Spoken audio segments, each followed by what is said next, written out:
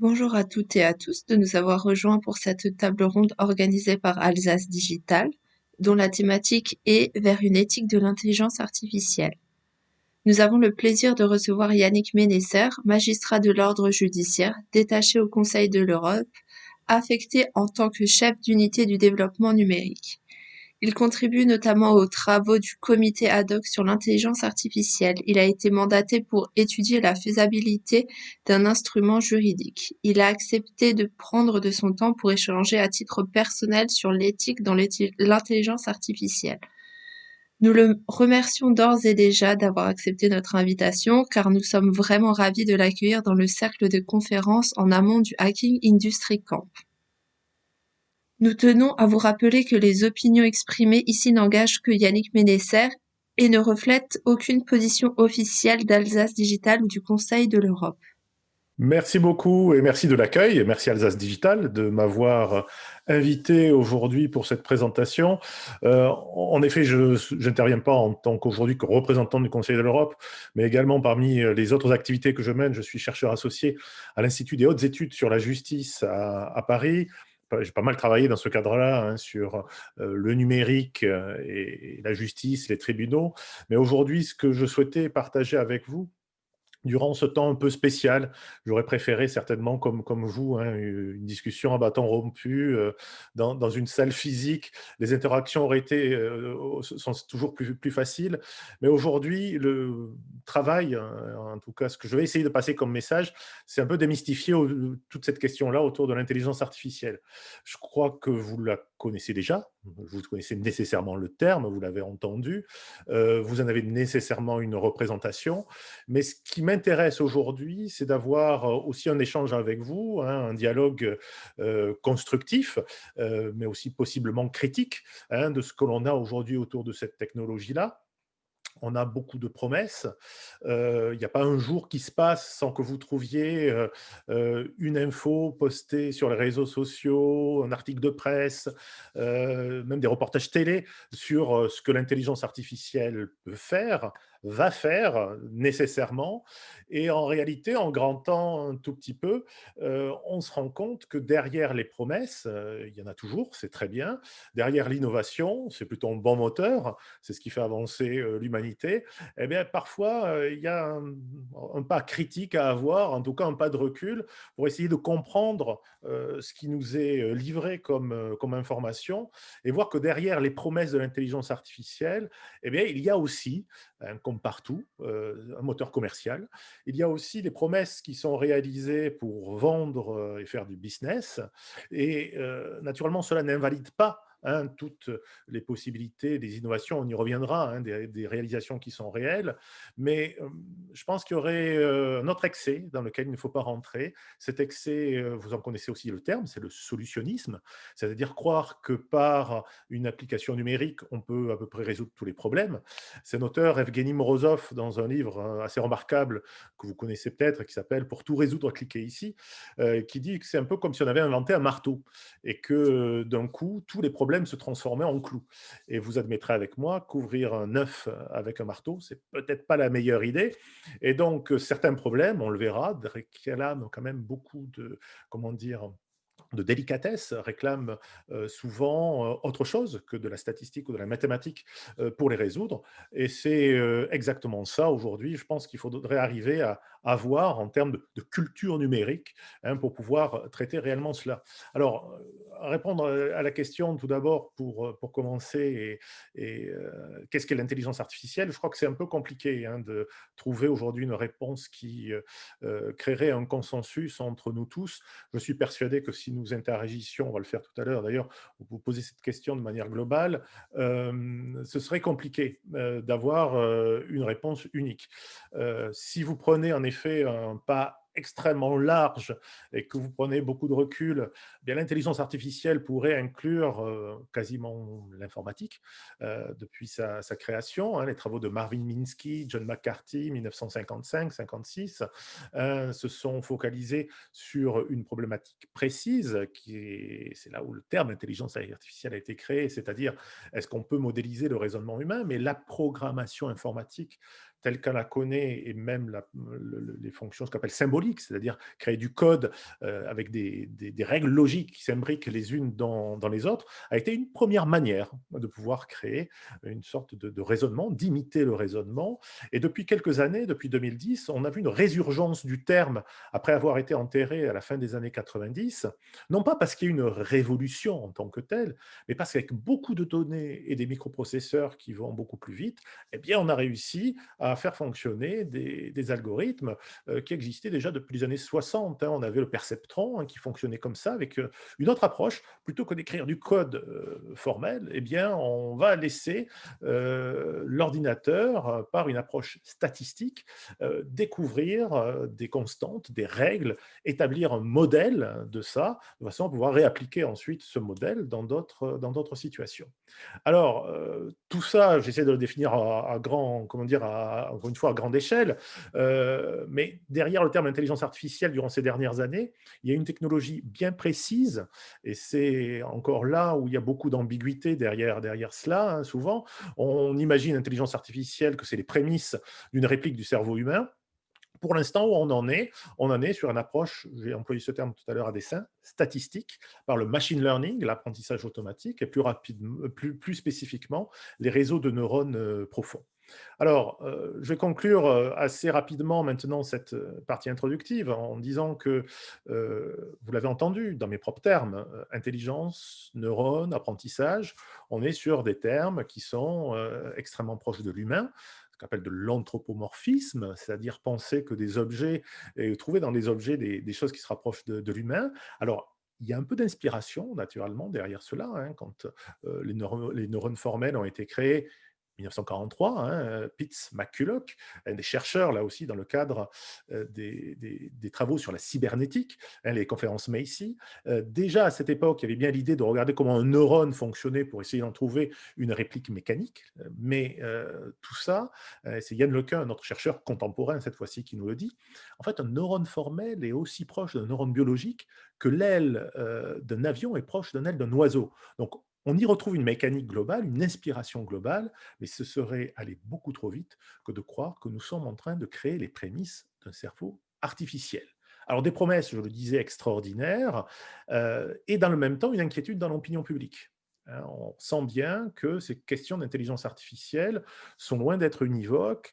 Vous l'avez vu, même si c'est pas réellement, c'est plus du numérique que de l'intelligence artificielle, mais les applications de traçage ont créé beaucoup d'inquiétudes en termes de vie privée. Certaines de ces applications de traçage, pas celles en France, mais certaines, se sont basées, hein, comme au Canada en tout cas, il y a eu des réflexions là-dessus, avec Yoshua Benjo qui disait pourquoi on va mettre un petit moteur d'intelligence artificielle dans des applications pour essayer d'évaluer le risque. Et tout ça génère beaucoup de fantasmes, beaucoup de craintes irraisonnées, d'espoirs irraisonnés. Et j'aimerais, on va s'y essayer en tout cas, essayer de trouver un peu de raison là-dedans. Alors pour ouvrir le débat, je vais essayer, hein, vous m'excuserez les approximations techniques, je le fais sans filet, je vais essayer de vous diffuser l'extrait d'un documentaire qui dure 4 minutes. Cet extrait vient du documentaire qui s'appelle iHuman. Il a été diffusé sur Arte en avril dernier, pendant le confinement. Je l'ai découvert avec un grand plaisir parce que, pour une fois, c'est un documentaire qui, je pense, trouve une bonne balance et un bon recul entre certains qui sont beaucoup trop alarmistes ou certains qui sont au contraire beaucoup trop contemplatifs de l'intelligence artificielle. Et Tony Ezenshai, qui est la réalisatrice norvégienne de ce documentaire, est venue au Conseil de l'Europe il n'y a pas très longtemps, en décembre dernier, pour le présenter. Et cet extrait, je trouve, soulève beaucoup d'interrogations. Et j'aimerais bien avoir, juste après cet extrait, un petit échange avec vous sur les interrogations. Et puis, une fois que l'échange sera terminé, ben, on reparlera de l'éthique de l'intelligence artificielle, qui est une réponse possible à ces inquiétudes. Puis on parlera ensuite, dans un dernier temps, de la réglementation, de ce que fait le Conseil de l'Europe, mais aussi d'autres organisations internationales dans le domaine. Allez, je vais essayer de me lancer sans filet.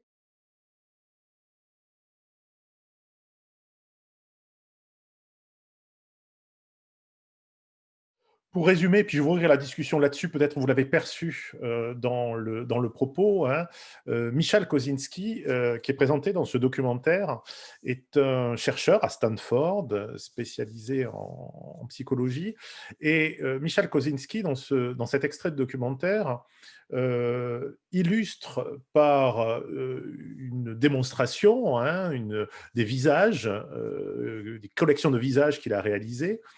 Il prétend pouvoir détecter, à partir de ces visages et à l'aide de l'intelligence artificielle, si quelqu'un est homosexuel ou il n'est pas. Et on le voit en train d'intervenir auprès d'audiences similaires à la nôtre aujourd'hui ou d'autres universitaires, où il dit que cela représente naturellement des enjeux de société considérables, qu'à partir du moment où l'intelligence artificielle arriverait ainsi à distinguer des gens en fonction de leur visage, de distinguer leur orientation sexuelle, Michel Kosinski souligne le fait que de ce fait-là, on se retrouve aussi face à des enjeux considérables, puisqu'on pourrait peut-être, par les mêmes méthodes, non seulement connaître l'orientation sexuelle, mais peut-être leurs opinions politiques, peut-être arriver aussi à déduire d'autres informations sur les caractéristiques, les pensées des individus. Alors, la question assez ouverte, moi en voyant ça, hein, sur Arte, naturellement, vous comprenez, ça m'a beaucoup, beaucoup interpellé, hein, non pas qu'en tant comment dire, que professionnel, chercheur dans le domaine, mais ça m'a interpellé aussi en tant que citoyen. Alors, c'est un peu une question ouverte, voir un peu quelles sont vos réactions là-dessus. Qu'est-ce que vous pensez aujourd'hui des prétentions de Michel Kosinski, de ses affirmations. Puis après, je prendrai la parole et puis je vous donnerai mon point de vue et ça permettra d'embrayer assez facilement. Je vous laisse, je ne sais pas sur la modération, mais enfin, en tout cas, je vous laisse prendre la parole ou Alsace Digital reprendre la modération pour organiser les échanges de quelques minutes sur ça. Eh bien, si vous me le permettez, j'aimerais prendre la parole pour, donner mon propre ressenti. Oui. J'avoue, à titre personnel, avoir un regard et je pense qu'il est partagé, assez sceptique sur, ce qui nous a été, communiqué pendant ce message. D'abord, est-ce qu'un visage peut réellement, nous donner des traits qui seraient différenciés entre un homosexuel, comme il expliquait ici, ou un hétérosexuel? Mm. Et même plus encore, ce qui m'inquiète d'une certaine manière avec cette programmation, c'est qu'au final, ça va faire ressortir avant tout les biais du programmateur dans le travail qui sera fait.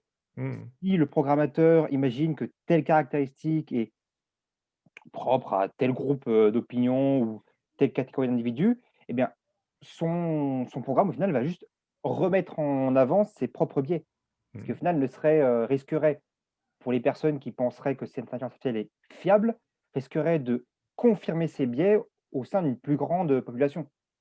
Donc pour moi, je vois qu'il y a un danger là-dessus et c'est là qu'il faudrait, et là je pense qu'il faudra une réflexion à la suite, mettre plus de transparence sur comment est fait justement cet algorithme.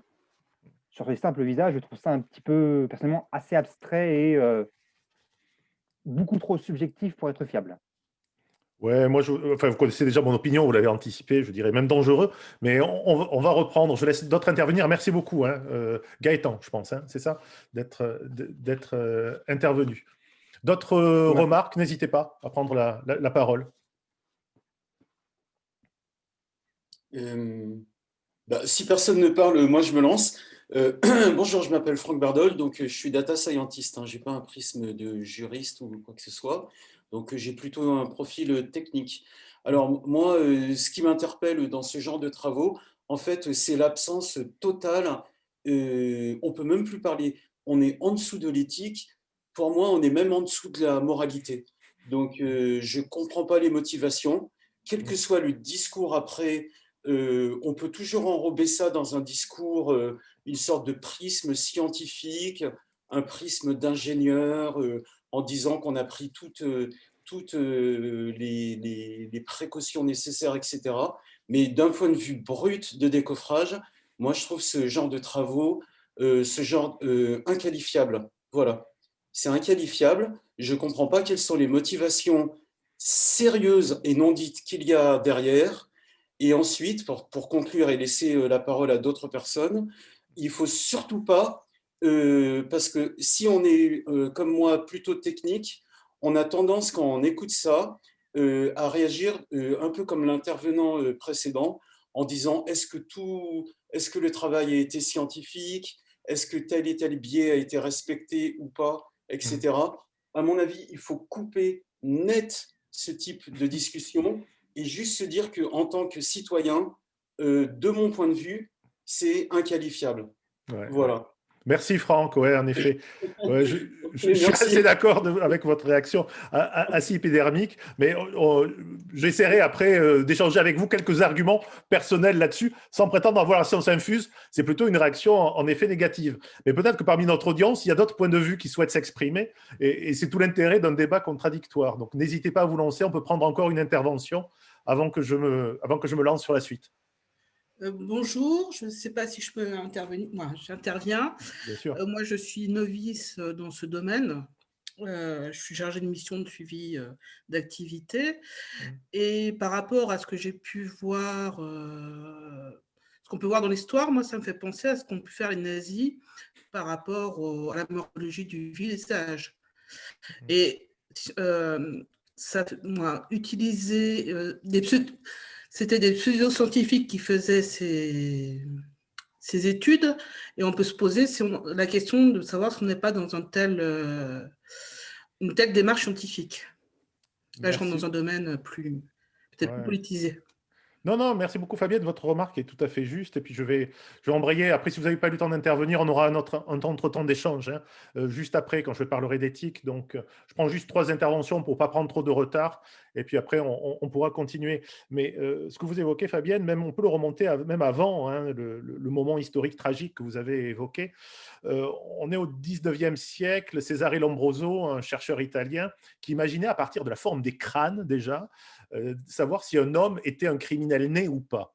Et tous ces travaux de Lombroso, naturellement, ont conduit à toute une production scientifique, même je dirais pseudo-scientifique, pour reprendre les termes de notre intervenant, et où, en réalité, tout cela a naturellement été réfuté. Vous comprenez bien que établir une corrélation entre une morphologie et un comportement présente naturellement une démarche quelque peu hâtive, et qui d'ailleurs a provoqué, après en son temps naturellement, des scandales, et qui en matière pénale, pour revenir dans un champ que je connais un tout petit peu mieux, naturellement a conduit à des réfutations extrêmement solides, bien étayées, et au travers desquelles, naturellement, on a bien démontré que ce n'est pas parce qu'on avait un crâne plutôt fuyant ou au contraire un peu brut qu'on allait avoir un destin nécessairement criminel ou lié à ça.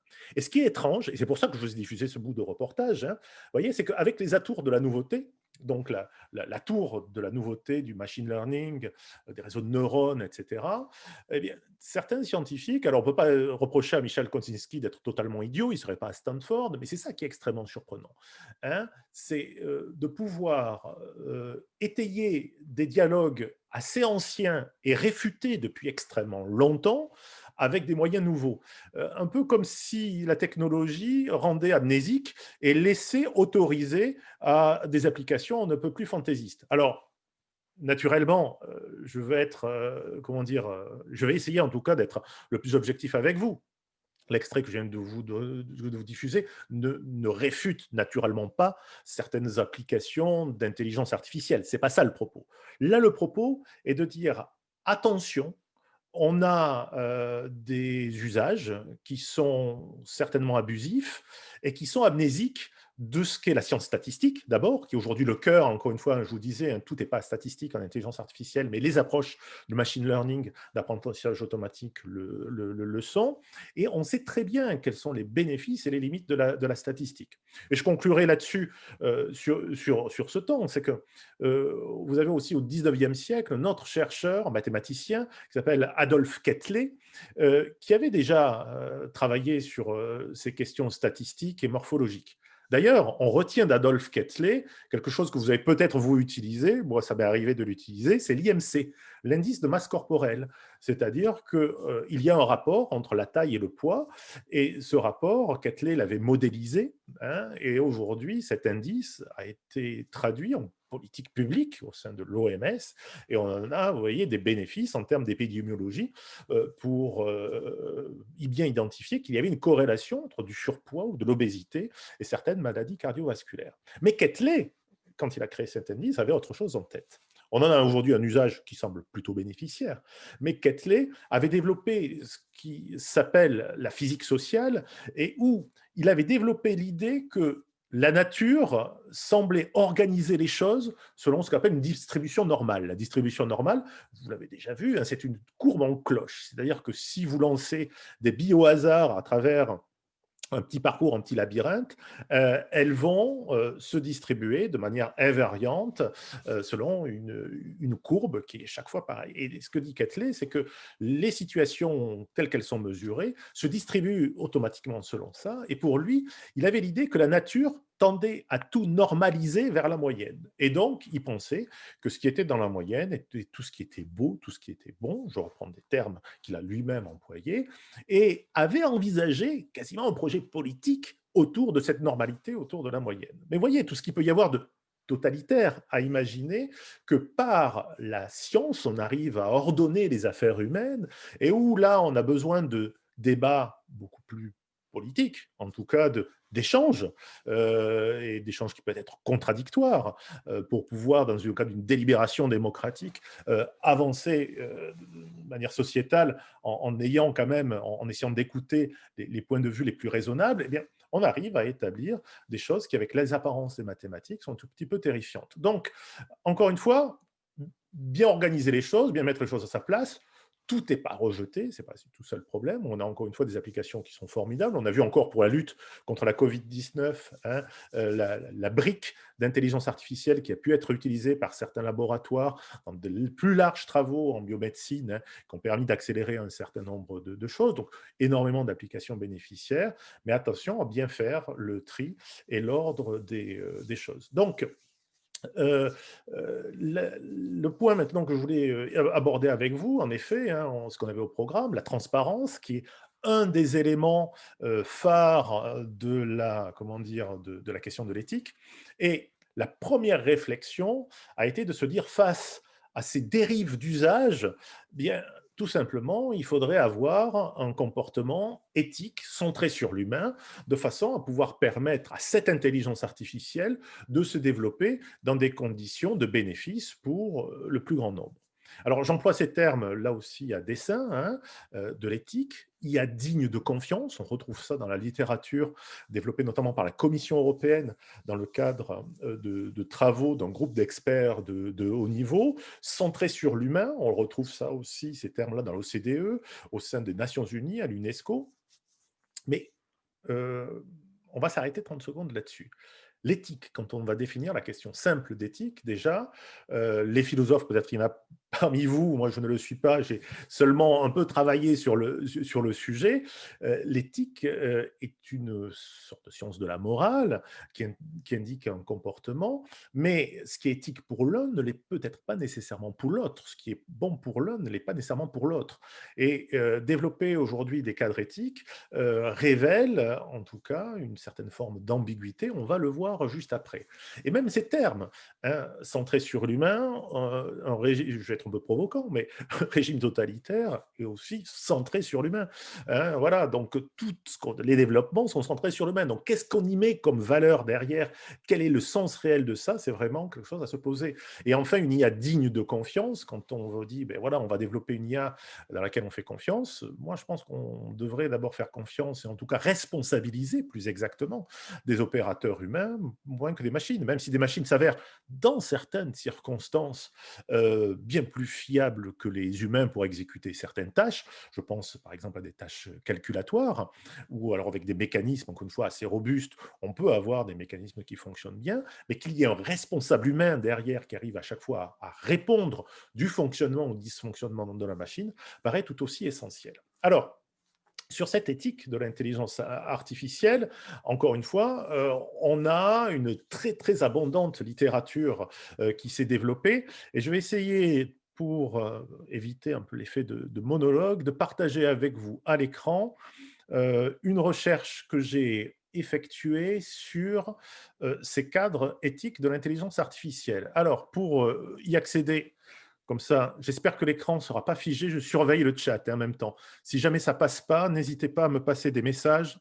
Et puis, je fixerai ça. Donc, je vais sur le site du Conseil de l'Europe, hein, vous voyez, coe.int/AI, où j'ai publié ici, dans Initiative sur l'IA, une infographie. Vous la retrouvez également sur mon blog personnel, mais celle-ci est beaucoup plus complète, où j'ai opéré à une recherche assez systématique, mais qui est naturellement pas du tout exhaustive, hein. Je vous montrerai un autre site de l'OCDE qui, lui, est bien plus exhaustif. Mais pour entrer dans le sujet, illustrer le sujet, je souhaitais partager avec vous cette infographie-là.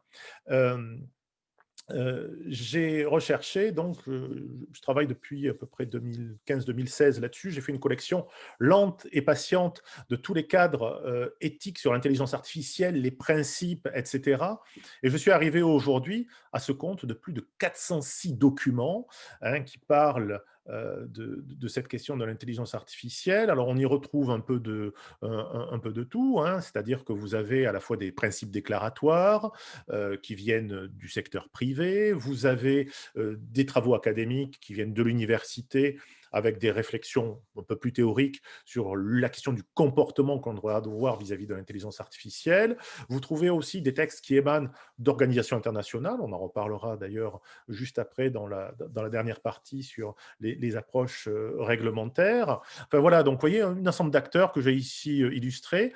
Vous avez aussi des travaux multipartites, c'est-à-dire qui organisent à la fois sur un support du secteur privé, par exemple, des travaux universitaires, et on retrouve également des intervenants qui viennent pro bono, hein, travailler sur ces sujets-là. Donc, tout un mix de documents, 406 documents, avec un pic, vous le voyez ici, je l'espère, en 2018, hein, avec une production qui avait été assez intense, hein, des documents cette année. En tout cas, dans la collection que j'ai réalisée, c'est assez sensible. On retrouve d'ailleurs dans d'autres méta-analyses de ces cadres éthiques de l'intelligence artificielle cette indication-là. Euh, Autre indication importante, c'est l'origine géographique de ces cadres éthiques.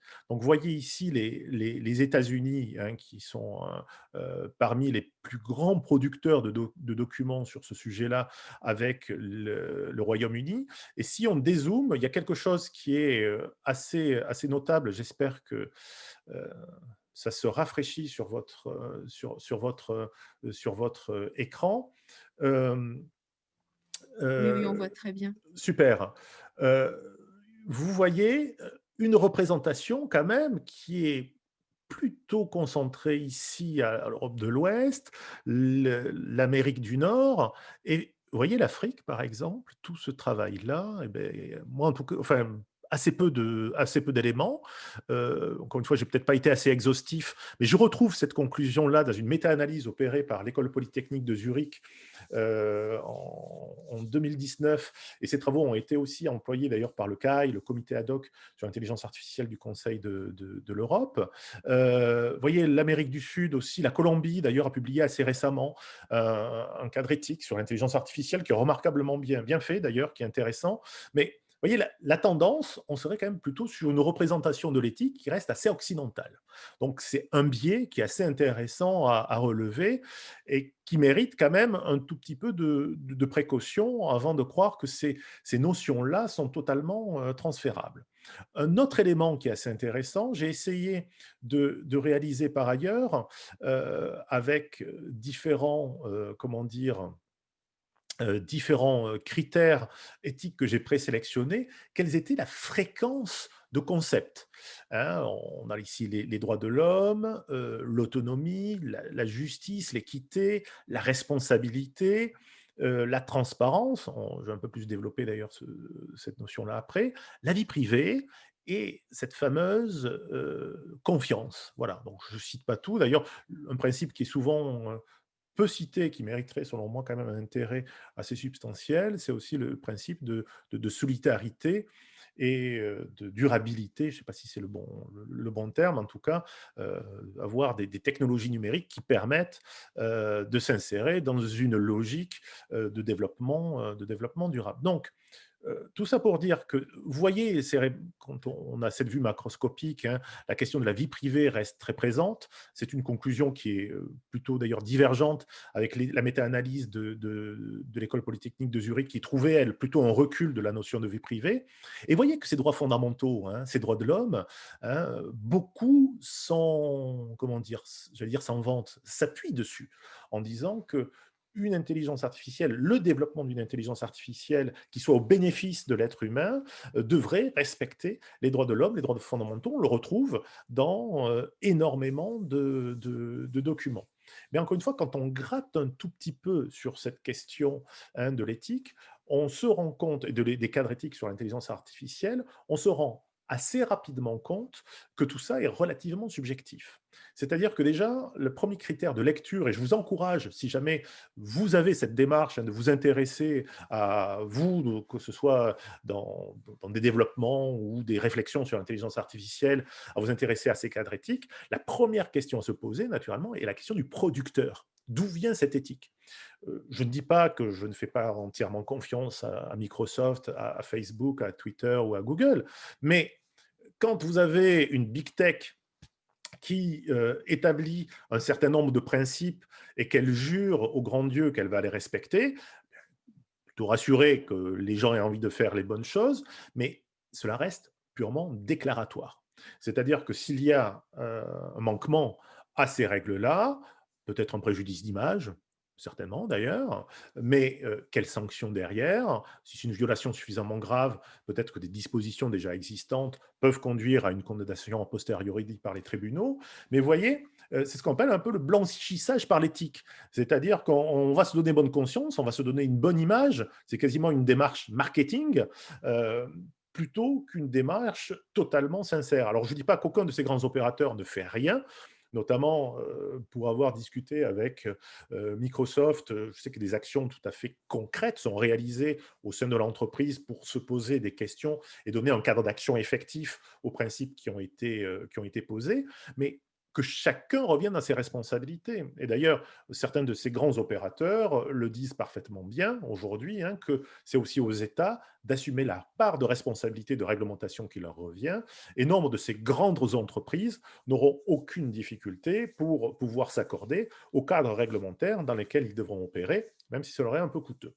Ce qui est beaucoup plus complexe et qui pose, selon moi, une difficulté, d'ailleurs, on pourrait y revenir, on pourra développer cet aspect-là, c'est l'application de ces règles par des plus petits opérateurs, des petites, moyennes entreprises, même des micro-entreprises, qui aujourd'hui, dans cette jungle de l'éthique de l'intelligence artificielle, peuvent être aussi tentées, hein, je pense à des startups dans le champ, par exemple, du droit, hein, des legal tech, qui peuvent être tentées aussi d'édicter un certain nombre de règles pour pouvoir promouvoir leur action et montrer qu'ils font les choses correctement. Mais encore une fois, ces engagements-là sont plutôt vertueux s'il y a un peu de sincérité derrière ça, mais ne garantissent en réalité pas grand-chose vis-à-vis des clients, des opérateurs, des citoyens que nous sommes tous.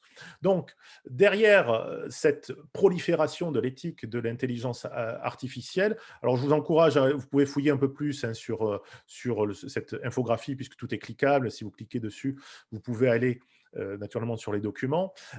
Derrière cette éthique de l'intelligence artificielle, une vue plutôt occidentale, une vue qui est plutôt proche des opérateurs et des principes qui sont extrêmement ambigus. Hein, là, par exemple, les principes ici chinois sur l'intelligence artificielle, eh bien, si vous cliquez dessus, si vous allez voir, vous allez vous rendre compte que vous retrouvez des termes qui sont tout à fait communs, que l'on retrouve de transparence, de responsabilité, comment dire, de non-discrimination. Vous retrouvez des principes comme ça aussi, de cette nature-là, hein, dans des documents qui viennent de régions et d'États qui ne sont pas réputés pour faciliter l'expression démocratique. Et cela indique bien que derrière ces principes-là, vous avez, encore une fois, beaucoup de souplesse et donc d'imprécision. Alors, Parmi tous ceux qui sont posés, je voudrais en partager un en particulier avec vous. C'est ce fameux principe de transparence, juste pour illustrer un peu le propos que je voulais partager avec vous, qui est à la fois éthique, qui est à la fois juridique, qui, contrairement à d'autres de ces principes-là, n'est pas transféré de la bioéthique. C'est un élément important que j'avais oublié de vous mentionner, c'est que cette démarche-là, par sa logique, s'inspire beaucoup naturellement hein, de la médecine et de la bioéthique, qui est déjà très riche et qui a réalisé des cadres et des applications tout à fait riches et pertinentes dans le domaine. Et ce qui pose difficulté avec cette notion de transparence, c'est que, encore une fois, personne ne s'entend réellement sur ce dont on parle. Parce que ça peut être la transparence du code informatique.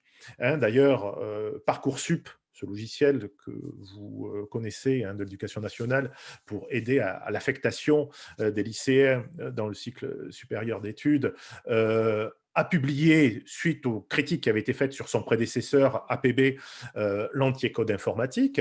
Mais cette publication du code informatique suffit-elle à elle seule à apporter de la transparence?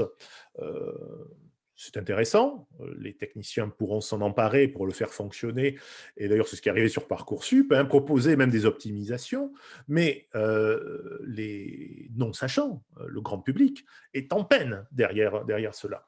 Donc l'autre idée, c'est qu'en plus de la transparence du code, voilà, qui n'est pas tout le temps utile, vous avez une autre notion qui est intéressante, c'est l'explicabilité, c'est-à-dire être en capacité de justifier de choix, de rendre intelligibles les choix qui ont été réalisés. Là aussi, Parcoursup l'a réalisé d'une certaine manière avec une notice accompagnant le code, explicitant ce qui se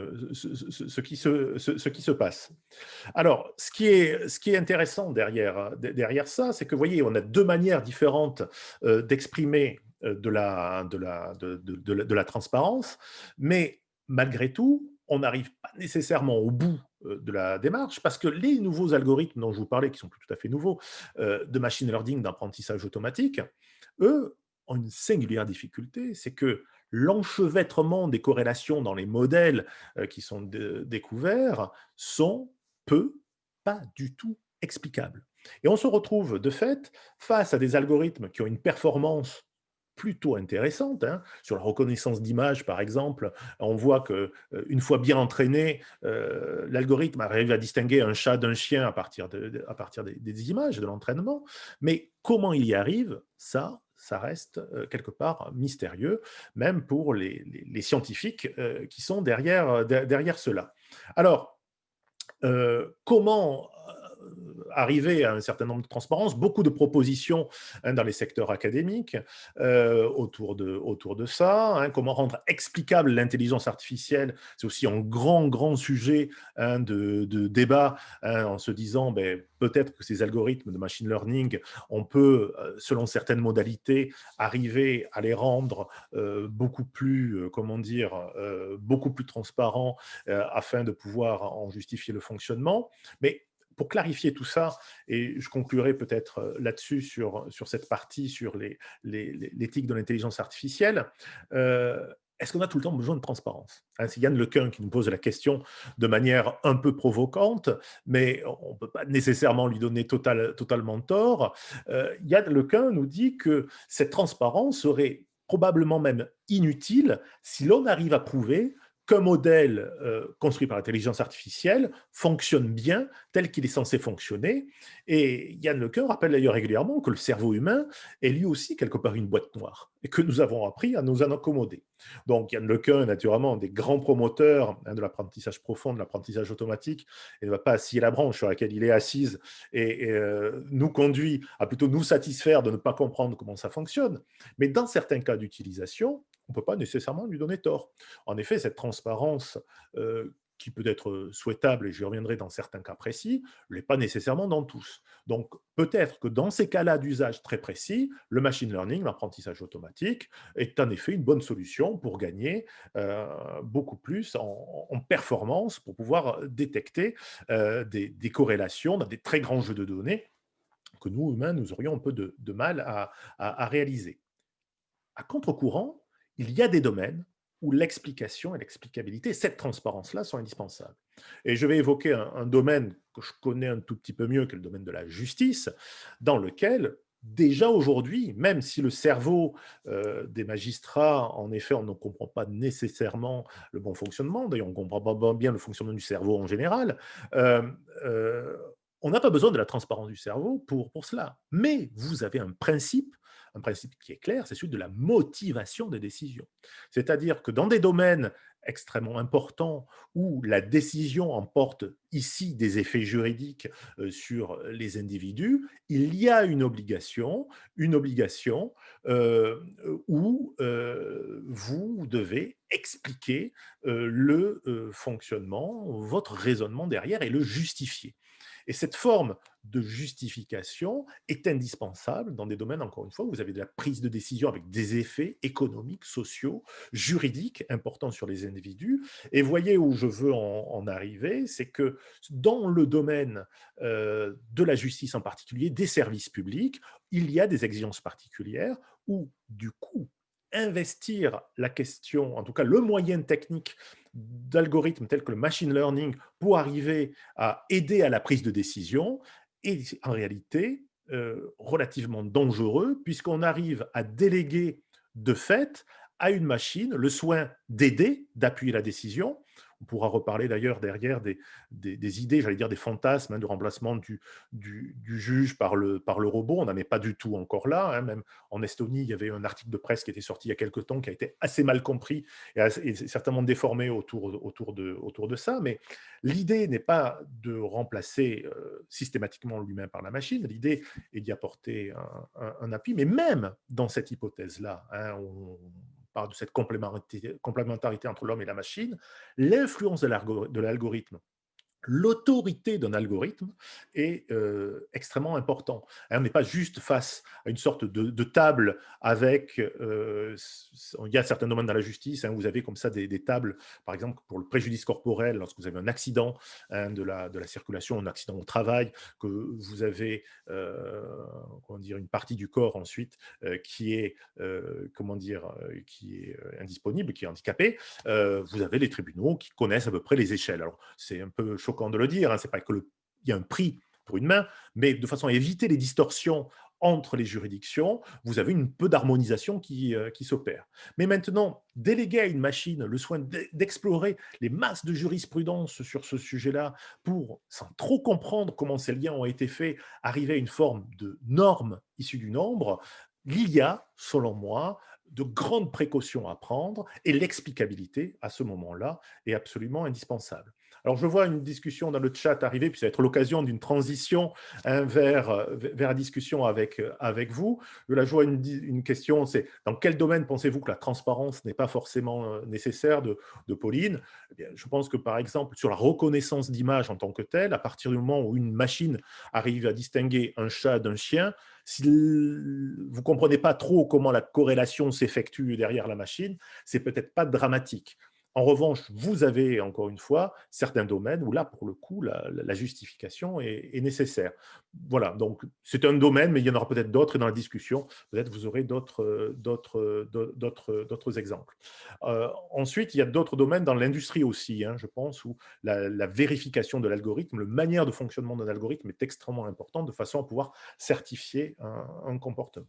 Voilà, donc tout ça pour résumer et ouvrir la discussion. Donc, des principes éthiques plutôt à accueillir de manière positive, encore une fois, témoignant d'une vraie prise de conscience que derrière les enjeux autour de l'intelligence artificielle, des dérives d'usage, il y a un comportement particulier à avoir de façon à donner confiance aux usagers que nous sommes tous de ces algorithmes-là, mais la seule démarche éthique, donc par ce qu'on appelle, de manière juridique, du droit souple, de la soft law, c'est-à-dire des principes non contraignants qui viennent du terrain et qui ont l'avantage de s'adapter très rapidement aux besoins, mais qui ne sont pas compris de la même manière, qui nécessitent, encore une fois, de l'interprétation sur laquelle il peut y avoir beaucoup de malentendus, et surtout, en cas de manquement, il n'y a pas de sanction, paraissent un tout petit peu légers derrière ça.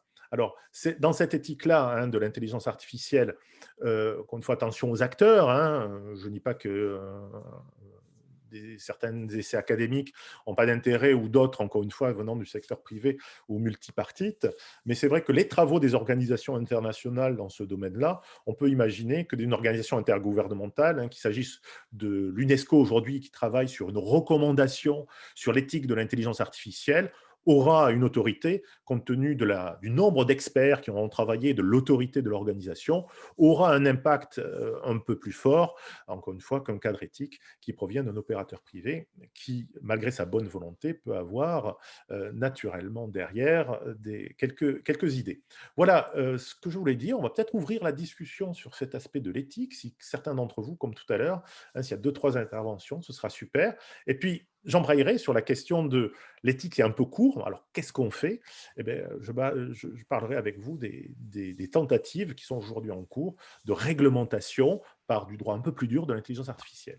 Je suis trop bavard, je vous laisse maintenant la parole s'il y a quelques interventions sur cette question de l'éthique de l'intelligence artificielle. Oui, bonjour. Merci pour tout ce que vous dites, c'est de la nourriture. Vous avez parlé de l'explicabilité comme un critère d'évaluation. Est-ce qu'il y a d'autres critères que vous pouvez mentionner là? Oui, alors en effet, hein, sur les principes, comment dire, vous voulez dire sur la question de la transparence ou de manière un peu plus générale sur… Oui, pas forcément de la transparence, mais disons, comment peut-on évaluer une dimension éthique dans un programme? Donc, il y a l'explicabilité, comme vous dites. Oui, oui. Et… Alors, je ne vais pas vous dire qu'il y a des choses importantes et pas importantes, et encore une fois, il y a des principes qui sont ambigus. Mais pour établir, selon moi, en tout cas, une démarche qui serait, même si j'aime pas trop ce terme d'éthique, mais en tout cas, on va dire, de se soucier des effets de ces algorithmes et d'être sûr, c'est celui qui me semble tout à fait aujourd'hui important, c'est la lutte contre la discrimination. C'est-à-dire qu'en matière d'intelligence artificielle, par cette approche statistique et en manipulant des données, et c'est très connu des statisticiens, c'est que vous avez des nids à biais à peu près partout. Le premier nid, c'est les données elles-mêmes. Hein, l'exemple de l'algorithme Compass aux États-Unis qui était censé évaluer la dangerosité des individus, hein, je passe tous les problèmes que ça pose, mais il y avait un particulier qui était les biais déjà présents dans les données, dans lesquels, par le code postal, il n'y avait pas d'indication de race des individus dans ces données de Compass, aucune origine ethnique, mais il y avait le code postal qui désignait un lieu d'habitation des ghettos, pour le reformuler. Et donc, quand vous habitez dans une zone ainsi, vous retrouvez souvent des personnes qui sont de la même origine ethnique et qui, de fait, se retrouvaient pondérées avec un risque supérieur de commission de crime ou, au contraire, un risque inférieur, et qui étaient en complet décalage avec la réalité du passé criminel des individus. Donc, cette question de lutte contre les discriminations, qu'il s'agisse encore une fois de données manifeste ou des faits sous-jacents est essentiel autour de ça. Autre critère qui me semble extrêmement important, c'est sur l'autonomie de la prise de décision. Ça me donne l'occasion de parler un tout petit peu plus de la question de la complémentarité homme-machine, où les algorithmes, quand une donnée nous est présentée, eh bien, on peut avoir un comportement assez différent. En fonction des algorithmes. Moi, je ne sais pas vous, mais moi, je fais beaucoup confiance à mon GPS quand je me déplace dans une ville, surtout une ville que je ne connais pas. C'est-à-dire que je vais voir les indications, je vais présupposer que l'indication donnée par le GPS est juste. Et ça, c'est ce qu'on appelle en sciences cognitives le biais d'automatisation. C'est-à-dire que ça a été prouvé, des pilotes de ligne dans des simulateurs, mais malheureusement pas que dans des simulateurs, qui se retrouvent dans des situations de stress, vont faire beaucoup plus confiance aux instruments qui viennent aux indications des instruments qui leur viennent de la machine, qui peuvent être totalement faux, plutôt que de faire référence à leur, à leur expérience propre et à leur sensibilité, à leur perception. Donc, ces biais-là, biais d'automatisation, et puis un autre qui est le biais d'ancrage, hein, quand une information, notamment une information chiffrée, vous est présentée, eh bien, voilà, vous avez tendance à vous référer autour d'elle, à mon avis, nous rendent assez faibles vis-à-vis de l'autonomie et de la prise de décision. Donc, il y aurait plein d'autres principes que je pourrais élaborer avec vous, mais je viens de au moins trois majeurs qui me semblent importants. Est-ce qu'il y a un autre intervenant ou une autre question? Monsieur, je me permets, si personne ne prend la parole, j'avais une question. Vous parliez de la complémentarité homme-machine et j'aimerais revenir sur le logiciel qui a été développé, Megvii en Chine, qui permet de déterminer l'ethnie, notamment Ah en oui. Chine, donc à l'égard des Ouïghours. Mhm. Et je voulais savoir ce que vous en pensiez, parce que qu'en est-il de l'aspect éthique dans ce cas-là, même si en Chine, Ouais, il y a oui, oui. quelques... Ouais, c'est vrai que alors, je me garde bien, je ne veux pas inventer l'eau tiède avec vous, hein, mais j'en discutais avec un collègue de l'Institut Sapiens, hein, qui me disait, il a raison, hein, qui est éthicien, il me disait on juge parfois de manière un peu trop hâtive certains pays parce qu'on n'a pas naturellement le même cadre culturel. Voilà, donc je le pose pour un peu modérer ça. Ça n'empêche pas que dans l'exemple précis dans lequel vous donnez, il y a bien des applications, on peut parler aussi d'applications de crédit social que vous connaissez, hein, certainement, hein. C'est-à-dire qu'en fonction du comportement, et on est un peu dans un mauvais épisode de Black Mirror, hein, derrière ça, hein, en fonction de votre comportement, hein, on vous donne des points ou on vous en enlève. Naturellement, tout ce type d'applications aujourd'hui sont parfaitement contestables. D'ailleurs, entre nous, il y a certainement des caractéristiques physiques qui caractérisent ces populations ouïghours ou d'autres d'ailleurs derrière, mais on n'est pas bien sûr entre nous que tout cela fonctionne sans défauts positifs et des taux d'erreur. C'est toujours intéressant de voir, quand on vous dit qu'il y a une nouvelle application qui va raser gratis et qui fonctionne parfaitement bien, de revenir à ça. Et pour revenir à ces applications-là, naturellement que c'est même pas une question d'ailleurs d'éthique ou de morale, c'est-à-dire que on peut espérer aujourd'hui qu'on ait des cadres juridiques dans nos pays qui permettent d'interdire de tels tris basés sur l'ethnie des individus. Et tout ça se cache parfois, encore une fois, dans des algorithmes sans que ce soit tout à fait perceptible. Vous pouvez avoir de manière sous-jacente, alors que l'algorithme n'a pas été traîné à cet effet, retrouver des caractéristiques physiques et trier, discriminer les gens en fonction de ça. Alors, pour conclure, naturellement, c'est choquant de notre perception. Je pense qu'il faudrait un moratoire, et d'ailleurs c'est Microsoft, on peut rendre grâce à certains comportements, même si certainement il y a d'autres motivations derrière, en tout cas celle-là me semble positive. Microsoft qui a réclamé un moratoire mondial sur l'utilisation de la technologie de la reconnaissance faciale, hein, de façon à le réserver à certains cas d'usage. Donc, je pense que aujourd'hui, l'Europe, et ça me permet d'ailleurs une transition vers la question de la réglementation, l'Europe a un enjeu majeur aujourd'hui à jouer autour de ces questions-là, autour de la réglementation de l'intelligence artificielle. Puisqu'il y a un argument que j'entends souvent en matière d'intelligence artificielle, de réglementation de l'intelligence artificielle, c'est que si on a des règles trop fermes, trop strictes de notre côté, en Europe, eh bien les autres le feront quand même. Et l'exemple de la Chine revient, les exemples que vous avez donnés hein, dans votre question, ou d'autres, où, puisque les autres vont le faire au mépris de n'importe quelle règle, pourquoi nous entraver avec des règles, puisque cela va nous ralentir par rapport à d'autres.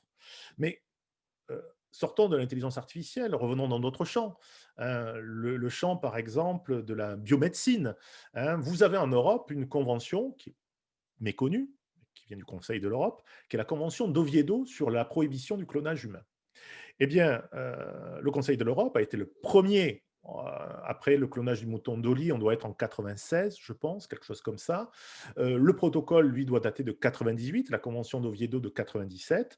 Eh bien, le Conseil d'Europe a été la première organisation internationale à prohiber clairement, avec ses États membres, le clonage humain. Cela n'a pas empêché de l'innovation, mais cela a permis en tout cas de mettre quelques freins à ces pratiques. Alors certainement des pays, on reprend encore le cas de la Chine ou d'autres, ont peut-être pratiqué des opérations extrêmement borderline, voire totalement contre ces principes-là. Mais ce principe moral a essaimé en dehors des frontières du Conseil de l'Europe et de l'Europe même. Et aujourd'hui, il trouve à s'appliquer au niveau mondial. Donc aujourd'hui, encadrer l'intelligence artificielle, c'est aussi une question de valeur. Je vais paraphraser Margaret Vestager qui disait ça, hein, la commissaire européenne que vous connaissez certainement, hein, qui disait la Chine ont des données de manière massive, hein, sont gros, voilà, et ça les aide pour l'intelligence artificielle. Vraisemblablement, l'Amérique du Nord et les États-Unis ont la puissance économique et financière pour assurer le développement de l'intelligence artificielle. Nous, en Europe, on a des valeurs. Eh bien, figurez-vous que peut-être avec ces valeurs, on a quelque chose à faire. Alors, je vois la main levée, là, je vois une main levée, peut-être avant Oui, d'enchaîner. effectivement, je ne voulais pas vous couper la parole. Ouais, ouais, je vous en prie, Gaëtan, vous pouvez C'était intervenir. pour rebondir justement à votre remarque concernant les règles trop fermes justement de l'Europe, mais d'une certaine mesure, l'un n'empêche pas l'autre. Mm, Il est possible que nous posions au cadre européen justement des règles fermes qui imposent mm, à tous les États européens des règles précises, mais à terme, adopter également des textes internationaux qui seraient plus souples, mais afin au minimum d'avoir un cadre commun de façon internationale, quitte à ce que celui-ci soit justement, comme des petites pierres, tendent à venir à ce cadre que nous avons en Europe qui serait beaucoup plus ferme. mm. Car si on pose justement au moins une base, on aura déjà un début pour poser des législations par la suite plus restrictives pour d'autres États, tels que nous parlons là beaucoup de la Chine, mais aussi les États-Unis, Mm, etc. bien sûr. Bien sûr, bon, je vous ai embauché Gaëtan hein, pour venir en parler à l'occasion à d'autres intervenants, parce que ce n'est pas une évidence ce que vous évoquez. Hein, je vais essayer d'être le plus, encore une fois, contradictoire et objectif possible. On m'oppose souvent, et surtout quand je discute avec de jeunes entrepreneurs hein, du numérique, hein, et on m'oppose souvent cette question de l'innovation contre la régulation. Et en disant, mais arrêtez de nous charger. On a déjà le RGPD. Le RGPD est déjà comment dire, une charge bien négative et c'est très difficile pour nous de nous y conformer. Ne nous ajoutez pas des contraintes supplémentaires, même si vos principes sont super, on les comprend, mais vous nous ajoutez des contraintes qui rendent vraiment extrêmement compliqué notre travail. Mais surtout, encore une fois, je pense à des jeunes pousses, hein, à des startups. Moi, je vois là des entrepreneurs de Legal Tech. Hein, il y a plein d'entrepreneurs qui ont envie de plutôt bien faire hein, leur business. Hein, ils ne sont pas là pour tout démolir. Et le Move Fast and Break Things, que vous connaissez certainement, hein, ce motto poussé par Zuckerberg, est de moins en moins vrai. Donc ça, c'est plutôt quelque chose de positif. Et d'ailleurs, dans le cadre du hackathon que vous allez réaliser, des travaux, pour ça que j'ai plaisir aujourd'hui à intervenir auprès de vous, je crois que l'idée que tout le monde ait conscience aujourd'hui des contraintes extérieures à la création de logiciels est évidente. Mais, et vous avez raison Gaëtan de le souligner, derrière cela, il y a quand même un bénéfice. Et premier argument, et puis après je vais développer un peu plus hein, sur qu'est-ce qui se passe en termes de régulation pour être très concret et pas être que dans la théorie. Mais pourquoi a-t-on besoin de plus que de l'éthique ? Ça, c'est quelque chose qui s'est posé il n'y a pas si longtemps que ça hein, comme question et à laquelle la Commission européenne a répondu au travers d'un livre blanc qui est paru juste un peu avant le confinement chez nous, en février 2020. Et la question qui taraude la Commission européenne, c'est la question de la confiance. C'est-à-dire comment peut-on donner confiance aujourd'hui à l'emploi d'algorithmes alors que l'on voit très bien que et de nombreux exemples d'actualité nous conduisent à se dire qu'on n'a pas nécessairement raison d'avoir confiance. Petite digression, encore récemment, hein, on était en juillet 2020, en Grande-Bretagne, un algorithme qui note automatiquement les élèves qui n'ont pas pu être évalués du fait du confinement, et cet algorithme-là, devinez quoi, on revient à mes principes, discriminatoire. C'est-à-dire que les jeunes qui venaient de milieux modestes se retrouvaient avec des notes allouées par l'algorithme qui étaient un peu plus basses que des jeunes qui venaient de milieux favorisés. Voilà, donc on se retrouve de nouveau avec ce type d'événements dans les médias et vous comprenez bien que l'annonce de généralisation d'algorithmes dans plein de pans de notre vie ne conduit pas à un énorme enthousiasme de l'opinion publique, même si celle-ci est très divisée, même parfois paradoxale. C'est-à-dire qu'on peut a priori faire confiance à une machine pour certaines tâches, être très réticent derrière.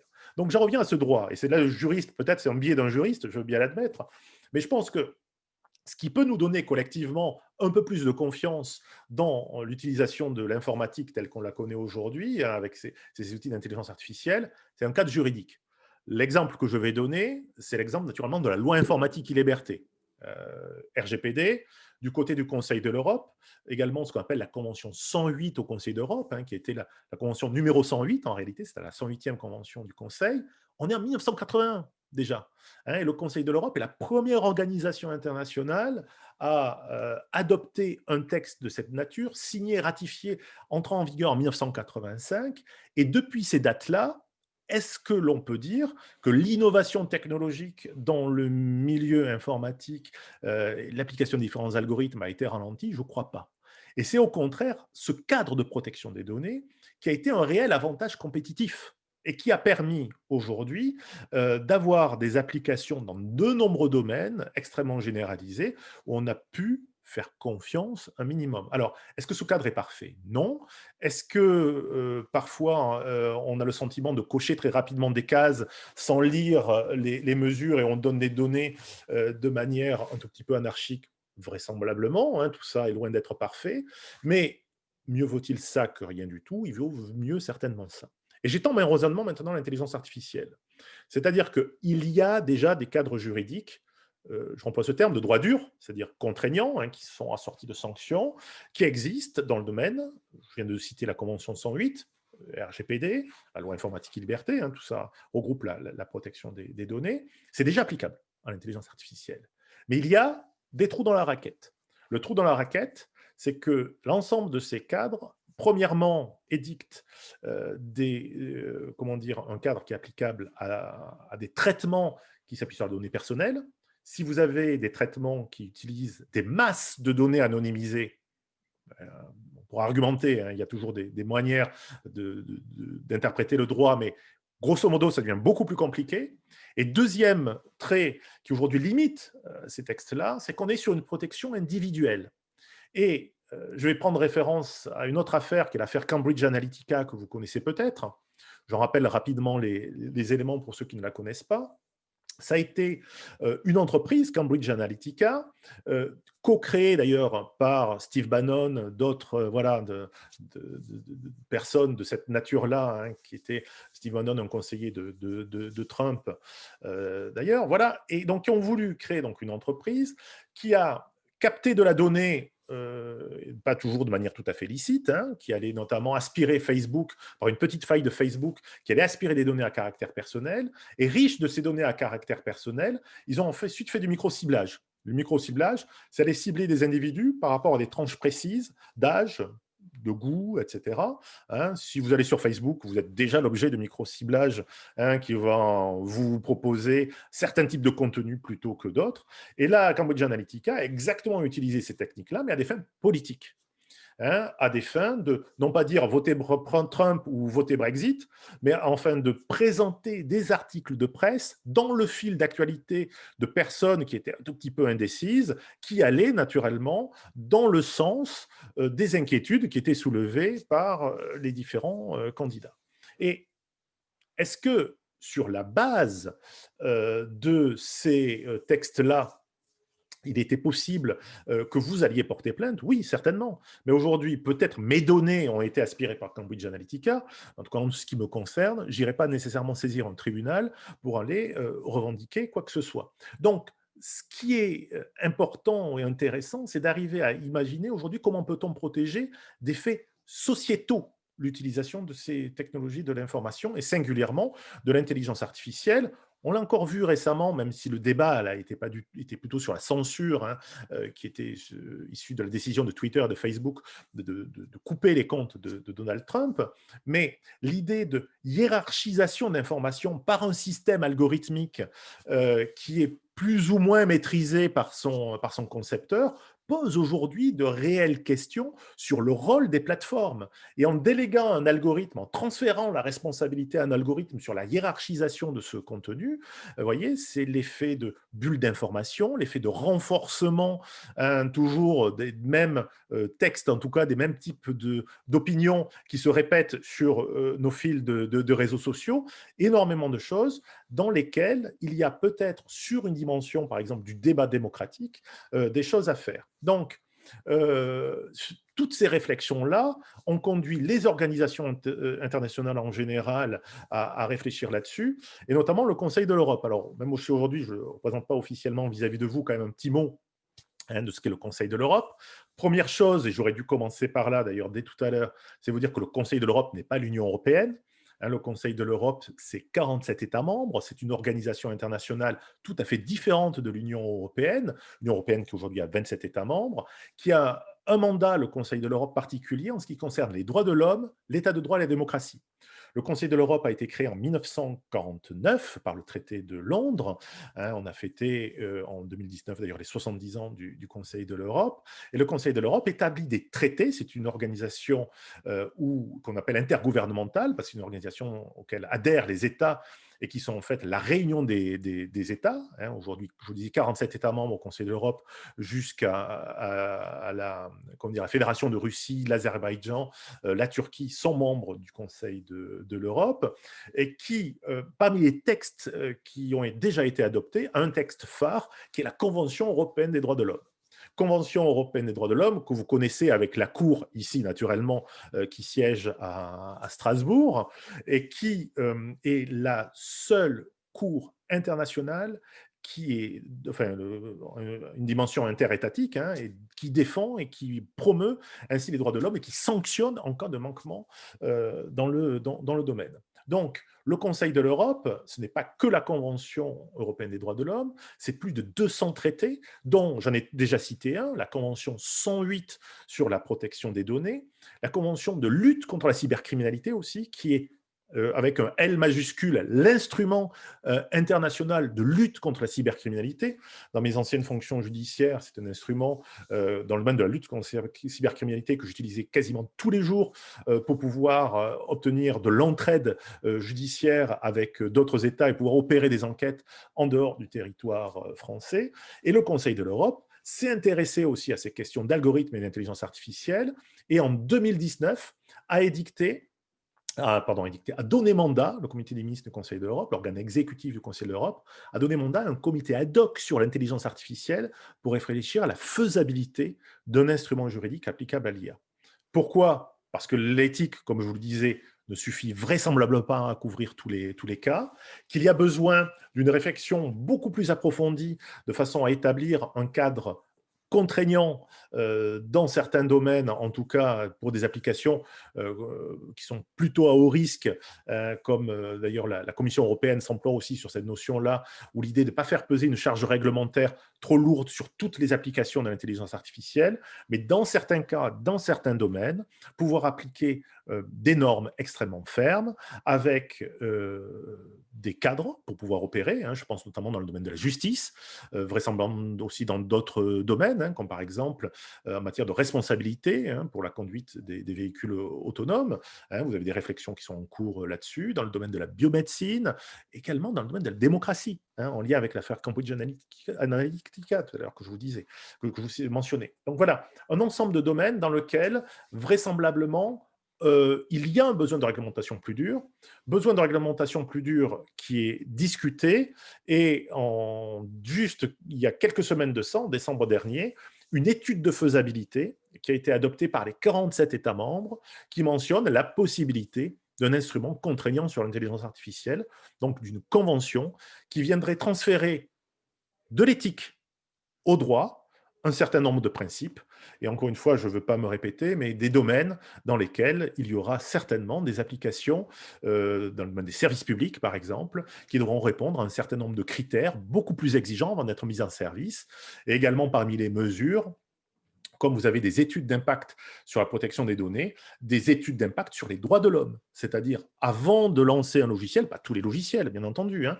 mais dès lors qu'un logiciel opère dans un domaine qui peut avoir des effets, eh bien, se donner les moyens d'avoir un cadre opérationnel, compréhensible par des développeurs et pas que du jargon juridique, mais qui permettent d'avoir quelques lignes directrices sur ce qu'il y a à vérifier avant de se lancer dans la conception d'un logiciel.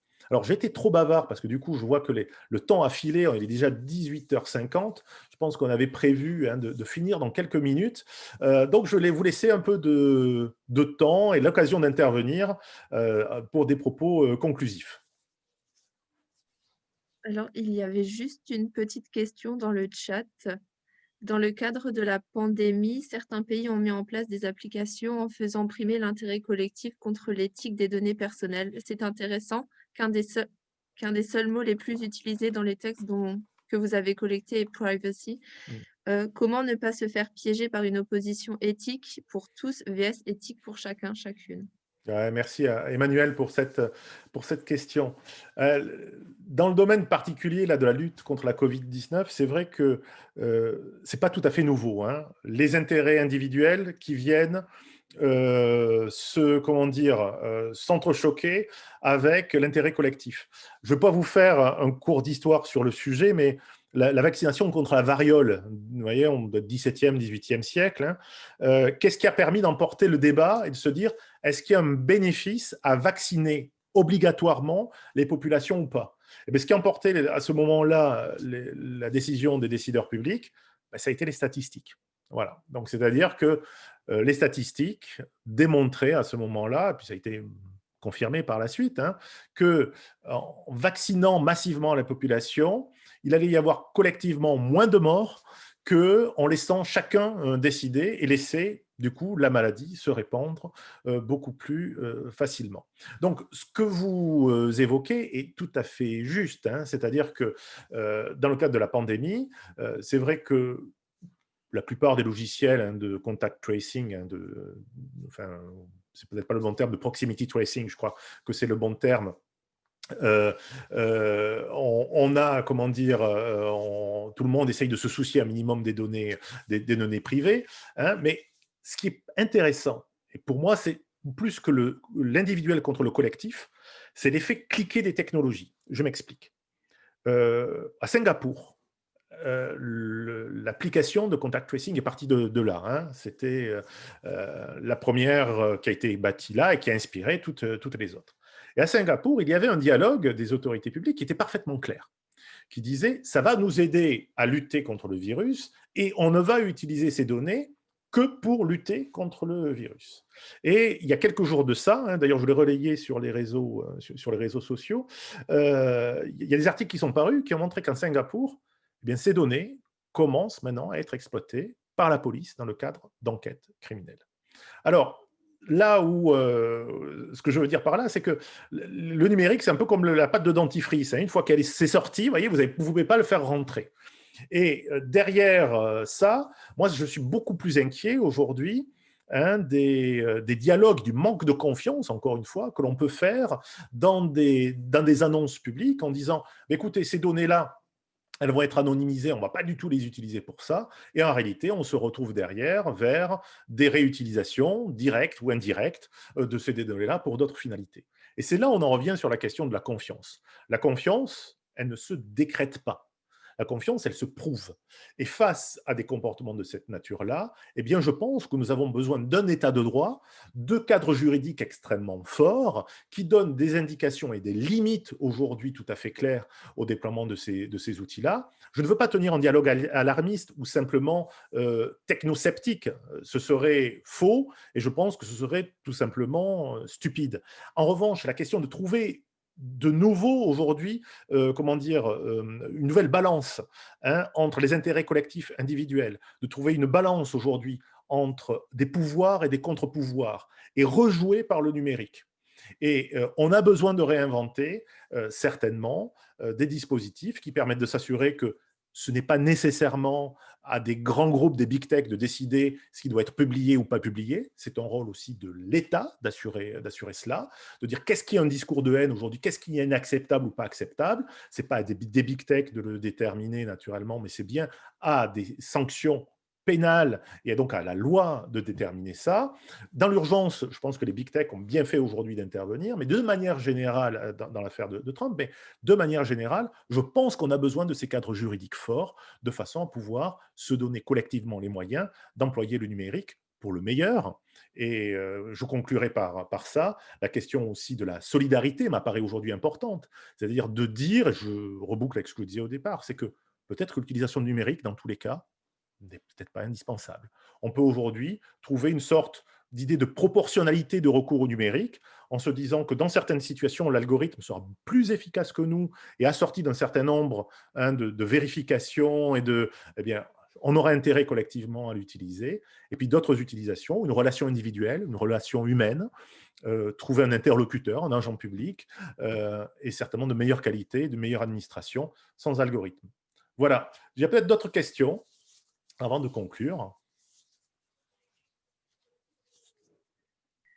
Alors, dans le chat, il y a 3 autres questions. Benjamin qui pose la question de l'utilisation de l'intelligence artificielle dans l'armée. Puis Samia qui est voilà, qui pose la question comment on va faire si les machines, puisque les machines aujourd'hui dépassent l'intelligence humaine. Et puis Gaëtan qui promeut la mise en place d'une juridiction internationale autre que la CEDH pour pouvoir sanctionner les États. Ouais, bon, allez, dans l'ordre, et puis on va conclure là-dessus parce qu'autrement on peut durer très, très, très longtemps. Mais alors, l'utilisation de l'IA dans l'armée, ça se discute avec de très, très, très grandes difficultés dans le cadre de la Convention de Genève.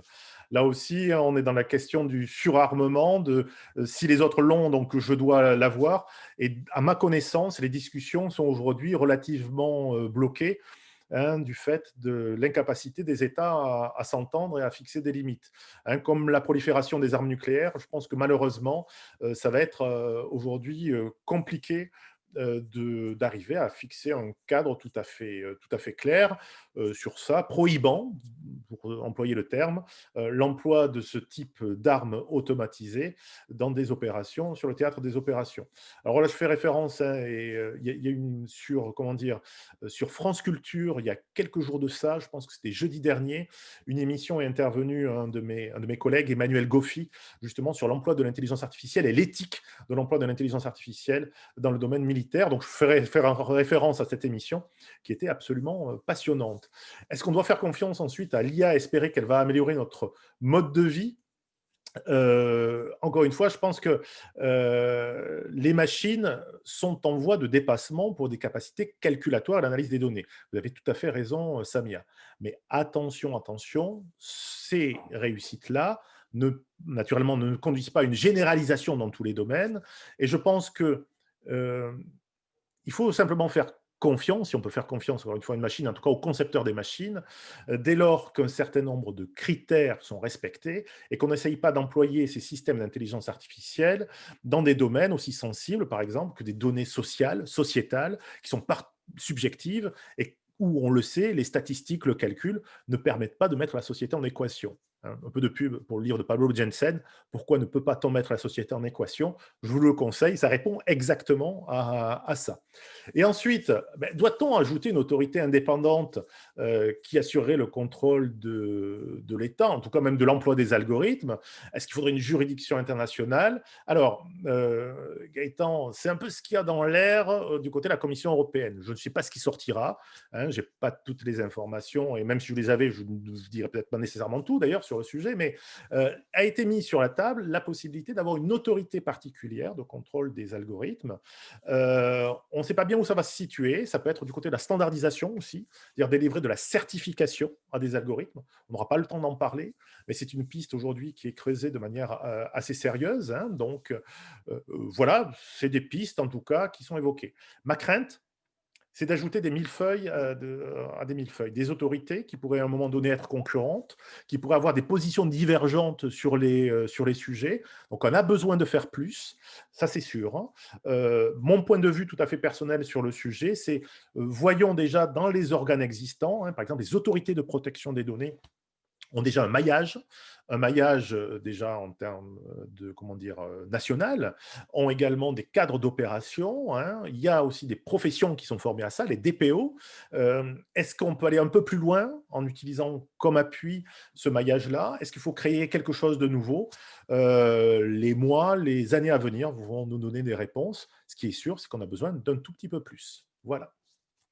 Merci de votre attention. Et puis, s'il y a une dernière question, autrement, on peut couper.